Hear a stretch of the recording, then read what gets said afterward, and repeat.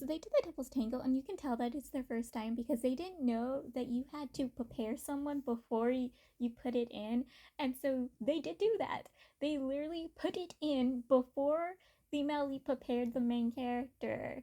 And they tried 2 times before it fully went in, trying to get it in.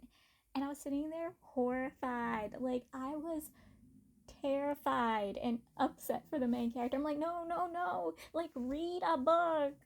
Learn some information before you do anything together. No! When they get to doing it, though, the Melid is a beast. He is a beast. He devours his wife. He has the main character admit that they will get married and the main character will be his wife. He has the mirror character look in a mirror as they do it. He also has the main character ride him, and he didn't want to get out of the main character. He wanted to stay in him. And I'm like, you are one shameless, hungry beast. Like, he wanted to devour his wife, and he wasn't going to stop until his wife was devoured, every inch of him. And the main character was enjoying it, but at the same time, he's like, this is too much. I can't handle this. But at the same time, was like, this is so good. Like, it was one feast to read. So there could be a chance that these two are a switch couple. Now, I don't know if they are. Maybe the main character stays the bottom and the male lead stays the top, but the male lead does tell the main character if the main character ever wants to top, he's willing to be the bottom. He's willing to switch positions, and I love that. And I know the Arthur does do that because in River Bay Road, they're a switch couple. And then there's another series I like that's made from a different Arthur, Golden Terrence. That couple is a switch couple, and I am so happy when switch couples appear. And I think the couple from Peach Blossom Dead and the Imperial Uncle, they're a switch couple too. Like, I love when switch couples show up. So they arrived to the location they were planning to go to, and it was the location the scholar was at for the mission to solve what was happening to the children and take care of that problem. And he did with the help of the main character's uncle and the Divine Coon. Though I think it could possibly just be the Divine Coon. I was actually confused, but I think it was the main character's uncle. And then at this location, Divine Coon had gone missing. And so the main character, Melid, had gone there to get advice and information from him, but also rescue him. They come across 2 demon servants that gives them information that they needed. And these are servants that basically are tied to the scholar because they were caught and freed or sealed to the scholar. I was confused what their ties are to the scholar, but they call the Melid King or Majesty. Well, roaming about the town by himself, the main character comes across a gardener who is being taken care of by a doctor who technically is refusing to do his job because he believes the gardener has gained a disease from a brothel, so he thinks there's nothing he can really do to help this dude. And the main character, being the main character, is refusing to allow this dude to die just because he has a disease, and brings the dude back to the male lead. And the male lead figures out that this dude doesn't have the disease that the doctor believes he has. He figures the dude has been poisoned, so him and the main character goes to handle the poisoning.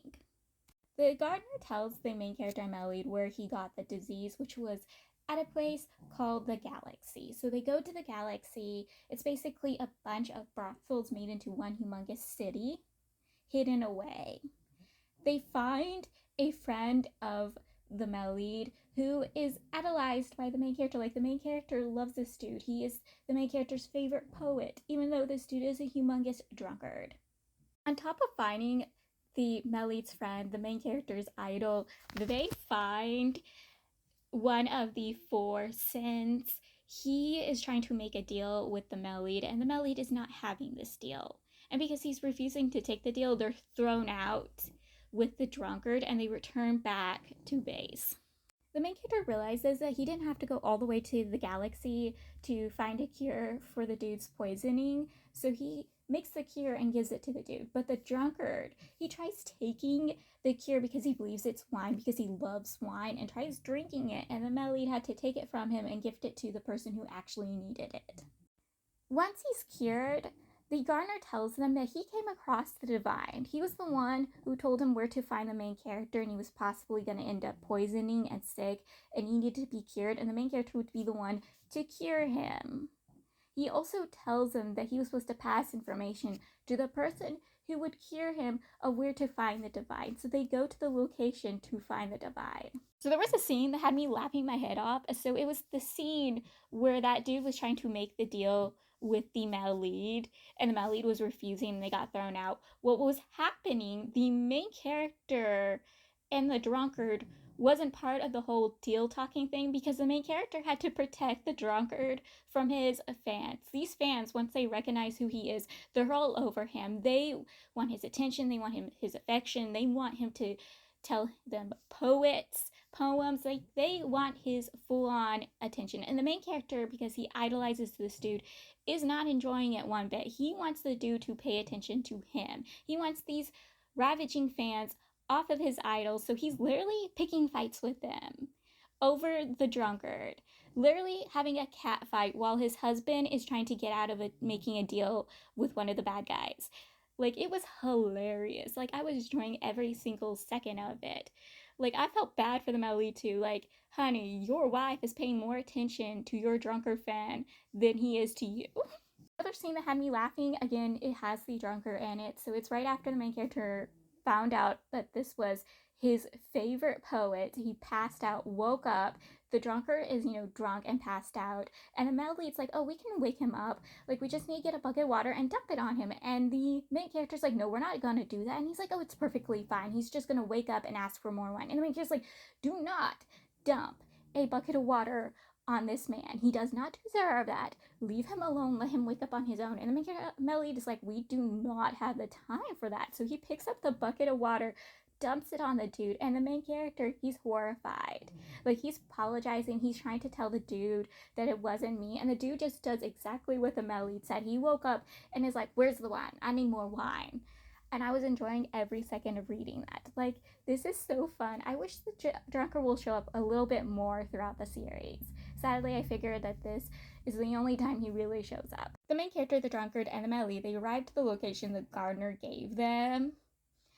And the Melly and the drunkard, they're discussing that there's a possibility was a spy, but something happened to that spy, or information from the spy didn't get to the sin. So that is why the location looks like it's not being as guarded like it's supposed to. Like, the guards aren't like expecting somebody and on suspicion and on stand. And they're discussing that. And then they're like, you know what, we're just going to storm it. And the main character's like, what's the point of having this entire discussion if we're just going to storm it? And the male lead looks at him and goes, because you would have been upset if I didn't discuss things with you. And I'm like, oh, the sass. The level of sass he is giving his wife.